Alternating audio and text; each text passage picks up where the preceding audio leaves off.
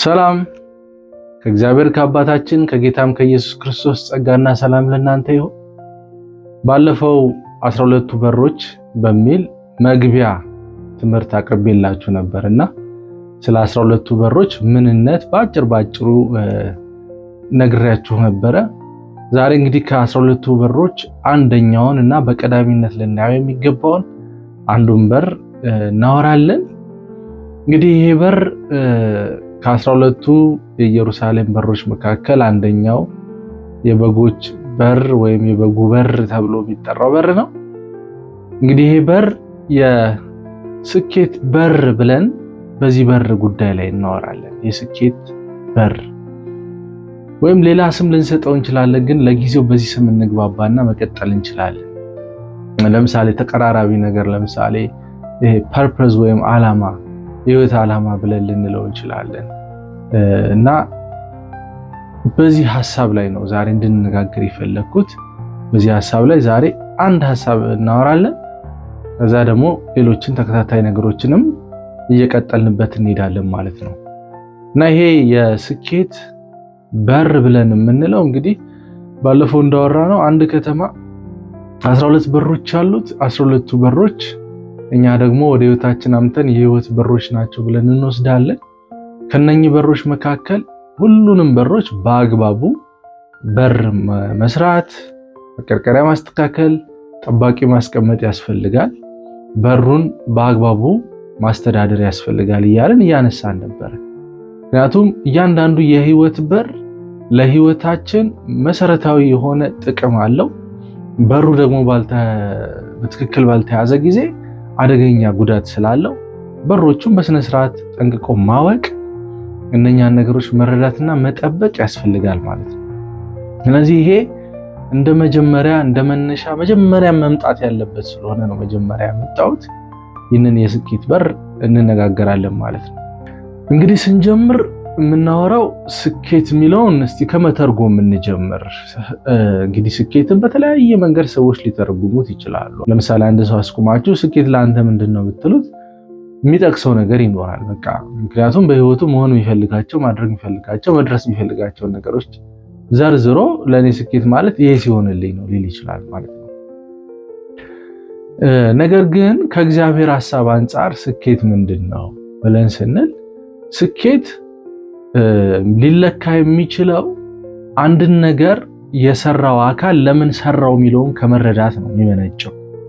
ለምን ሰራው ብሎ ለምሳሌ ወንበርን የሰራ አናጢ እና ወንበርን የሚገዛ ደንበኛ ወንበር ሲገዙ ለወንበሩ ዓላማ አድርገው የሚያስቀምጡት ነገር አለ አይደለም? መቀመጫ ወይም ደግሞ እንደ አስፈላጊነቱ እንደ መኝታ ልንጠቀምበት እንችላለን። በመሰረታዊነት ግን መቀመጫ ወንበር ማለት ነው። ስለዚህ ሰሪው ሲሰራው ይህንን ዓላማ አድርጎ ነው የሰራው ማለት ነው። ሌሎችም ነገሮች፣ ሌሎች ቁሳቁሶችንም ብንመለከት ሰሪው ሲሰራው ያ ነገር የተሰራው ነገር ሊሰጠው ወይም ሊያበረክተው የተገባ አስተዋጽኦ አለና እሱን አስተዋጽኦ ሲወጣ ያ ነገር ወይም ያ ዕቃ ስኬታማ ሆኗል ልንለው እንችላለን ማለት ነው። ስለዚህ እግዚአብሔር ነገሮችን ሁሉ ሲፈጥር ለእያንዳንዱ በውስጡ ምን አስቀምጦበታል? ዓላማ አስቀምጦበታል ማለት ነው። ለእነኝን ዓላማዎች ሲያሳካ ያ ፍጡር ምንድነው እንላለን? ስኬታማ ነው እንላለን ማለት ነው። እና ስኬታማነት ብዙ ጊዜ ችግር የሚያመጣው በሰዎች ላይ ሲሆን ነው። ሌሎች ፍጥረቶች የእንደዚህ አይነት ግራ መጋባት የለባቸውም። ለምን? ስለማያስቡ ስለማይሳሳቱ ማለት ነው። ምክንያቱም ነገሮቹ ራሳቸው በቃ ከዛ ውጪ ዲዛይን ስለሌላቸው ሁለተኛ ሶስተኛ ዓላማ ብለው የሚያስቡት ነገር የለም። ዛፍን ብትመለከቱት ቆሞ ስሮቹን ወደ መሬት ሰዶ በቃ ቆሞ ነው የምታዩት። እንግዲህ ሲዝኑን ጠብቆ ያድጋል፣ ወይ ቅጠሉ ሊደረግ ይችላል፣ ወይ የተለያየ ነገር ይሆናል። ይህንን ነው የምታዩት። ካፌ ቁጭ ብሎ ዛፍ ልታገኙ አትችሉም፣ ወይም ወክ ሲያደርግ ልታዩት አትችሉም። በቃ አንድና አንድ ነው ሊያደርግ የሚችለው ነገር ያ የተፈጠረለትን ነገር ማለት ነው። ስለዚህ ነገሮች ቁሳቁሶች ወይም ሌሎች ፍጥረቶች በአብዛኛው የዚህ ችግር የለባቸውም። የሰው ልጅ ግን የዚህ ችግር በጣም ሰለባ ነው።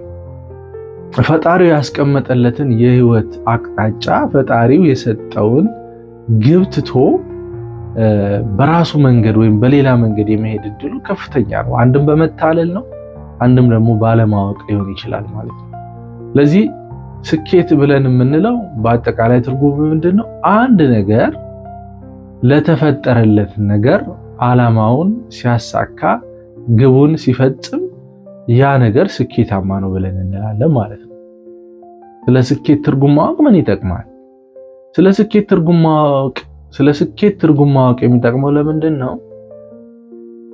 ራሳችንን ለዛ ነገር እንድናስተካክል ይጠቅመናል።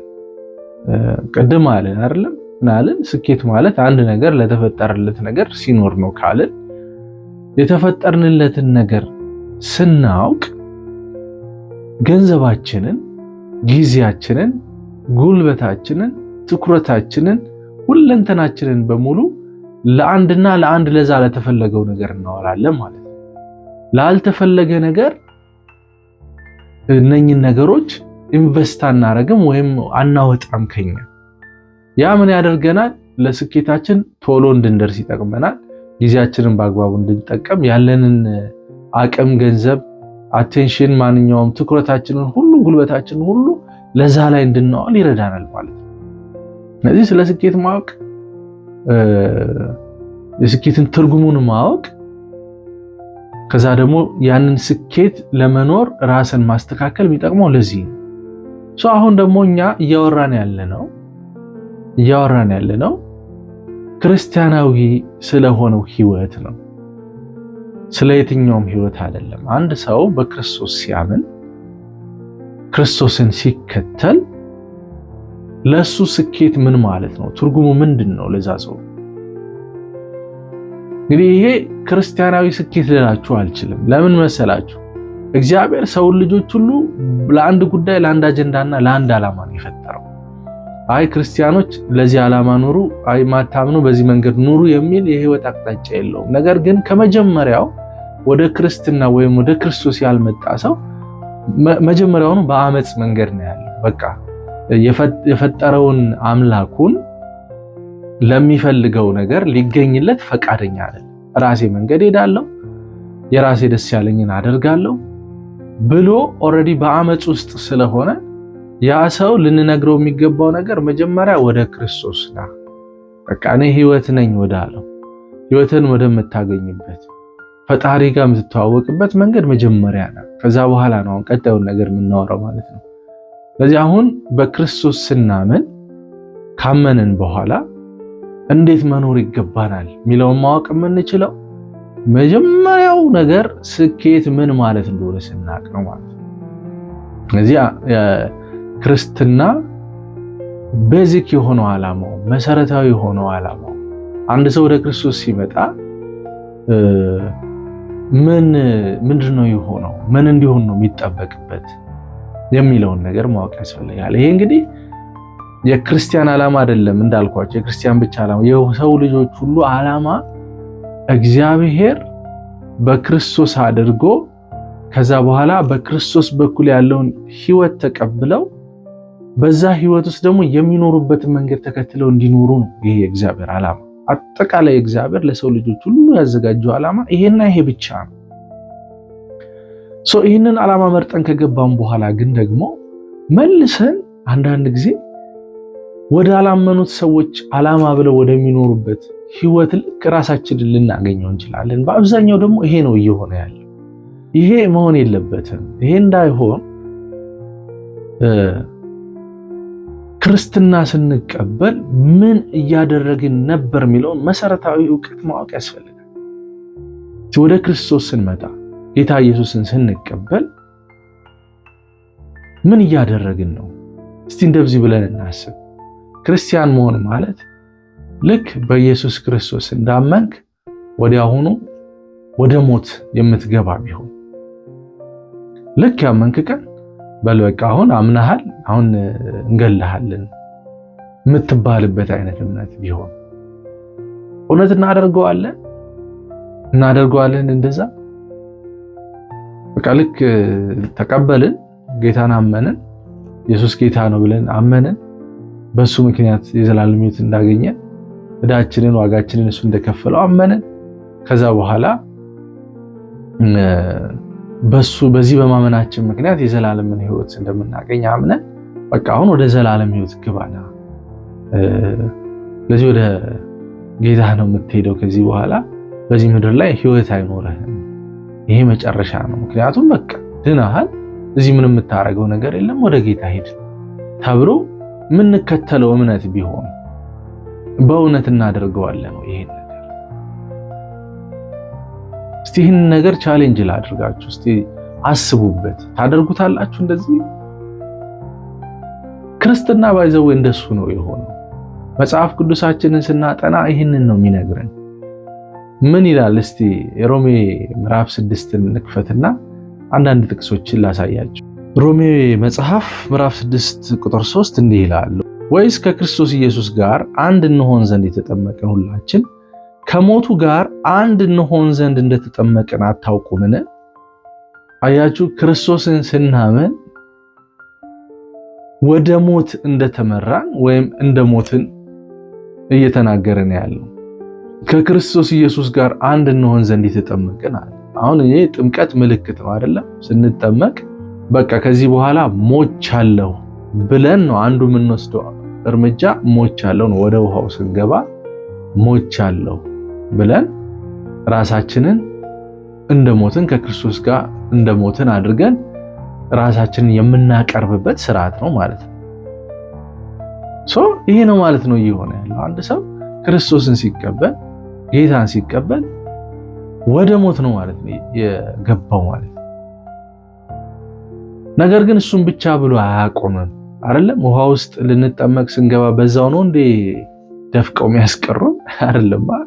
ከውሃው ደግሞ እንነሳለን። ነገር ግን ስንነሳ ከውሃው ስንወጣ ምልክቱ የሚነግረን ምንድነው? በቃ አሁን ሞቻለሁ ካል በቃ ሞታል ማለት ነው፣ አለቀ። አሁን ስትሞት ከውሃው ውስጥ የሚቀር አካል አለ፣ የሚቀር ማንነት አለ። ያ አካል አንተ ትባላለህ ማለት ነው። ከውሃው ውስጥ ትቀራለህ፣ አትወጣም አንተ። ስትነሳ ከውሃው ስትወጣ የሚወጣው ያኛው አሮጌው አንተ ሳትሆን አዲሱ በክርስቶስ የሆነው ማንነት ከውሃው ይወጣል ማለት ነው። ስለዚህ ያኛው ኦልሬዲ ምን ሆኗል? ሞቷል፣ ተቀብሯል፣ አለቀ። የሱ ጉዳይ የሱ አጀንዳ ከውሃው በታች ከመቃብር በታች ተዘግቶበታል ማለት ነው። አሁን ስትነሳ የምትነሳው የክርስቶስን ምሳሌ ይዘ የክርስቶስን መነሳት የክርስቶስን ሕይወት ይዘ ነው ከውሃው የምትወጣው ማለት ነው።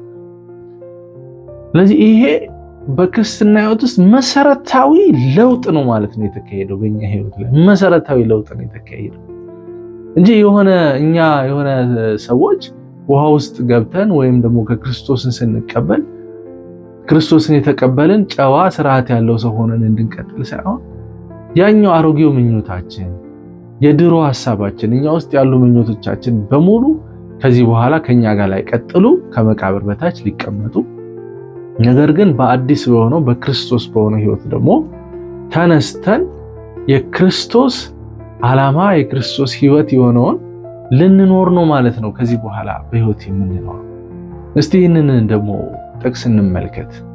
ሮሜ ምዕራፍ 6 ውስጥ ከቁጥር 4 ጀምሮ እንዲህ ይላል፣ እንግዲህ ክርስቶስ በአብ ክብር ከሙታን እንደተነሳ እንዲሁ እኛም በአዲስ ሕይወት እንድንመላለስ ከሞቱ ጋር አንድ እንሆን ዘንድ በጥምቀት ከሱ ጋር ተቀበርን። አይደል? አሁን ከሱ ጋር በጥምቀት የተቀበርነው ምን አለን? እኛም በአዲስ ሕይወት እንድንመላለስ ነው። አሁን አዲስ ሕይወት የሚባል ነው የሚጠብቀን ማለት ነው። ተቀበርን፣ ስንነሳ ግን አዲስ ሕይወት ነው የሚጠብቀን፣ አዲስ የሆነ ሕይወት ማለት ነው። ቁጥር 5 ደግሞ እንደዚህ ይላል፣ ሞቱንም በሚመስል ሞት ከእርሱ ጋር ከተባበርን ትንሣኤውንም በሚመስል ትንሣኤ ደግሞ ከእርሱ ጋር እንተባበራለን። ይህም አይቀር ነው ማለት ነው። ይህ አይቀርም። በቃ ከሞትን በሞቱ ከተባበርን በትንሳኤው ደግሞ እንተባበራለን። ይሄ ደግሞ የትንሳኤ የሚባል አዲስ ህይወት አለ። አዲሱን የትንሳኤ ህይወት እንቀላቀለዋለን ማለት ነው። ቁጥር 6 ደግሞ እንዲህ ይላል፣ ከእንግዲህ ወዲያ ለኃጢአት እንዳንገዛ የኃጢአት ሥጋ ይሻር ዘንድ አሮጌው ሰዋችን ከእርሱ ጋር እንደተሰቀለ እናውቃለን፣ የሞተስ ከኃጢአቱ ጸድቋልና። ነገር ግን ከክርስቶስ ጋር ከሞትን ከእርሱ ጋር ደግሞ በሕይወት እንድንኖር እናምናለን። ይሄ ነው እንግዲህ ሆኖ ከእርሱ ጋር ከሞትን በጥምቀት በሚመስል ምሳሌ ከእርሱ ጋር ከሞትን የሚሆነው ነገር ምንድነው? ከእርሱ ጋር ደግሞ በሕይወት እንኖራለን። አዲስ የትንሣኤው ክርስቶስ ሞቶ እንዳልቀረው በትንሣኤ እንደተነሳው ሁሉ ያንን በክርስቶስ የተነሳውን የትንሣኤ ህይወት ውስጥ ነው መንገባው ማለት ነው። ያኛው የአሮጌው ሰው የድሮ ሰው አስተሳሰብና ምኞት፣ ያኛው የህይወት ዓላማ በሙሉ አብሮ ከክርስቶስ ጋር ይሰቀላል፣ ይቀበራል ማለት ነው። ቁጥር 9 ደግሞ እንዲህ ይላል፣ ክርስቶስ ከሙታን ተነስቶ ወደፊት እንዳይሞት ሞትም ወደፊት እንዳይገዛው እናውቃለንና መሞትን አንድ ጊዜ ፈጽሞ ለኃጢአት ሞቷልና በህይወት መኖርን ግን ለእግዚአብሔር ይኖራል። ያችሁ ይሄኛው አካል የትንሣኤው አካል የተነሳው አካል ከክርስቶስ ትንሣኤ ጋር የሚተባበረው አካል ራሱ ክርስቶስ ሲነሳ አሁን ለእግዚአብሔር የሚኖር ሆኖ ነው የተነሳው ብሎ ነው ስለ ክርስቶስ የተናገረው። ለእግዚአብሔር ነው የሚኖረው ከዚህ በኋላ ይላል። እሱ ብቻ አይደለም፣ እኛም በዚህ ያመንና በዚህ የተባበርን ክርስቶስ ለእግዚአብሔር እንደሚኖረው እኛም በክርስቶስ ሆነን ለእግዚአብሔር የምንኖርበት ሌላ የህይወት ስርዓት ውስጥ ነው ማለት ነው የምንገባው። እስቲ ቁጥር 11 እንመልከተው። እንዲሁም እናንተ ደግሞ ለኃጢአት እንደሞታችሁ ግን በክርስቶስ ኢየሱስ በጌታችን ሆናችሁ ለእግዚአብሔር ሕያዋን እንደሆናችሁ ራሳችሁን ቁጠሩ። አያችሁ አይደለ? በክርስቶስ ኢየሱስ ሆነ ሕያው የምንሆነው ለእግዚአብሔር ነው ማለት ነው። ይሄ ምን ያስረዳናል? ክርስትና ማለት ወይም ክርስቶስን መቀበል ማለት ወደ ጌታ መምጣት ማለት መሞት ማለት ነው። የሚሞተው እኛነታችን ነው። የሚነሳው ደግሞ አዲሱ የትንሣኤ ህይወት ሲነሳ ክርስቶስ ለእግዚአብሔር እንደሚኖረው የሚኖረው ህይወት እሱም ለእግዚአብሔር የሚኖር ህይወት ነው ማለት። ይሄ ነው ቅድም ያልኳችሁ ነገር። አያችሁ ክርስትና ማለት ልክ እና ያመንን ቀን የምንሞትበት ቀን ነው። ለምንድን ነው የምንሞተው? ለምኞቶቻችን፣ ለፍላጎቶቻችን እና ለተለያዩ እኛም ለመሰሉን ለተለያዩ ጉዳዮቻችን እንሞታለን። ከዛ በኋላ ሕያው ሆነን የትንሣኤ ህይወት ግን ስንኖር ለእግዚአብሔርና ለእግዚአብሔር ጉዳይ ብቻ የምንኖርበት ህይወት ነው ማለት ነው የሚኖረው። ክርስቶስም ከሙታን ሲነሳ ለእግዚአብሔር ሕያው እንደሆነ ሁሉ እኛም ደግሞ የትንሣኤ ህይወትን ስናገኝ፣ የትንሣኤ ህይወት ማለት ልክ በክርስቶስ ስናምን መሞትን ኤክስፒሪየንስ እናደርጋለን ወይም መሞትን ነው መሞት ውስጥ ነው ራሳችንን የምናስገባው። ከዛ በኋላ ደግሞ ወደ ትንሣኤ ህይወት ውስጥ ነው የምንገባው። በዚህ ወደ ትንሣኤ ህይወት ውስጥ የሚገባው ማንነት ምን የለውም ማለት ነው። የራሱ ምኞት የለውም፣ የራሱ ፍላጎት የለውም፣ የራሱ አጀንዳ የለውም ማለት ነው። የማን አጀንዳ ነው? የሱ አጀንዳ የእግዚአብሔር አጀንዳ ነው። ጊዜው የማን ነው? የእግዚአብሔር ነው። ጉልበቱ፣ አቅሙ፣ ሰውነቱ፣ ብልቶቹ ሁሉ የማን ናቸው? የእግዚአብሔር ናቸው። ሁለንተናውን፣ አካሉን፣ ነፍሱን፣ መንፈሱን ሁሉ ለእግዚአብሔር ጥቅም፣ ለእግዚአብሔር አጀንዳ ለማስገዛት ወደሚኖርበት ዓለም ውስጥ ነው ማለት ነው የሚገባው። ስለዚህ በተጨባጭ ይሄ ነው የሆነው ያለው ማለት ነው። ምናልባት ቅድም ሰዋራው አስደንጋጭ ሊሆን ይችላል። በቃ በክርስቶስ ያመንክ ቀን በቃ ትገደላለህ፣ በቃ የዘላለም ሕይወት አለ፣ ወደ ጌታ ትሄዳለህ፣ ከሱ ጋር ትኖራለህ ብትባል አስደንጋጭ አይደለም ማለት ነው። አያችሁ ይሄ ነው እየሆነ ያለው አሁን በእግዚአብሔር ዓለም ውስጥ፣ አሁን በምንኖርበት በክርስቲያን ዓለም ውስጥ ነገሮች የሚሰሩት በእምነት ነው፣ በመቁጠር ነው፣ በመቀበል ነው። በተጨባጭ እያየነው ወይም ደግሞ ፊዚካሊ ነገሮችን ላናያቸው እንችላለን። ነገር ግን ምንድነው የሚሆነው? በእምነት ወደ እንደዛ አይነት አስተሳሰብ ውስጥ ነው ማለት ነው ራሳችንን የምናገኝ።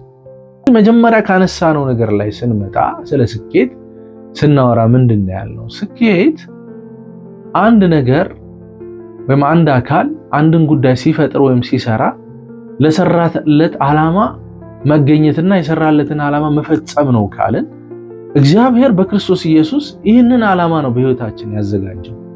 ስለዚህ ስኬታማ መሆን የምትፈልግ ከሆነ አንተ ስኬታማ መሆን የምትፈልጊ ከሆነ አንድ ነገር ነው ማድረግ የሚጠበቅብሽ። ይሄው ምንድነው? መሞት ነው የመጀመሪያው ስራ። ለምን መሞት? ለገዛ ምኞት፣ ለገዛ ፈቃድ፣ ይህ ዓለም ላስተካከለውና ነው ብሎ ላስቀመጣቸው ለተለያዩ የስኬት መለኪያዎች በሙሉ ራሳችንን ነፃ አድርገን ለእግዚአብሔር አጀንዳ ብቻ ራሳችንን ማስገኘት ስንችል፣ እሱን ነገር ብቻ መኖር ስንችል እኛ ስኬታማ ነን ማለት እንችላለን ማለት ነው። ለዚህ ወንድሞች እህቶች፣ ስኬታማነት ይሄ ከሆነ ራስን ለክርስቶስ ስራ ለእግዚአብሔር ዓላማ ማስገኘት። ከዚህ በኋላ እኔ በህይወት የለሁም፣ የኔ ምኞት፣ የኔ ፈቃድ፣ የኔ ሐሳብ አይሰራም።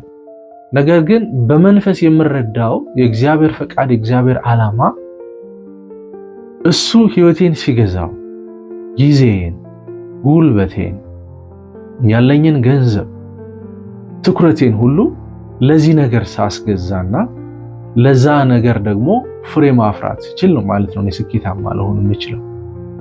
ይህ እንዲሆን ሁላችንም በመሰረታዊነት ይህንን መርህ ልንረዳ ይገባል። በቃ ክርስትና ማለት መሞት፣ ከዛ በኋላ ለክርስቶስ መነሳት፣ ለእግዚአብሔር መነሳት፣ ፈቃድን፣ ሐሳብን፣ ሁለንተናን ለእግዚአብሔር ማስገዛት ማለት ነው።